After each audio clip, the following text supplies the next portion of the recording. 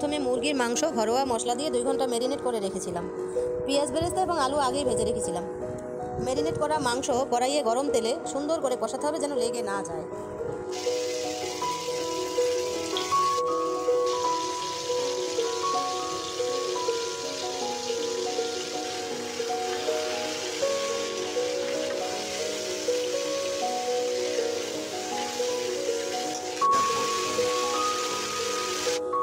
অন্য পাত্রে পোলাও চাল সব মশলা দিয়ে 80% সিদ্ধ করে নিলাম।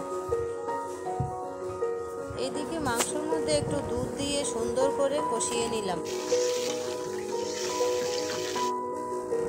এরপরে পোলাও চালের পানিটা ঝরিয়ে নিলাম।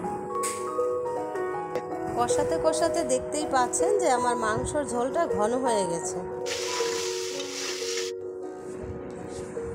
তারপর প্রথম স্তর পোলার চাল এবং মাংস, আলু, বেরেস্তা সাজিয়ে দিলাম। এরপর দ্বিতীয়বারে আবার পোলাও চাল, কেওড়ার জল, জর্দার রং সামান্য, একটু দুধ দিয়ে দমে দিলাম। হাতের কাছে যা ছিল তাই দিয়ে আমি বানিয়ে ফেললাম বিরিয়ানি।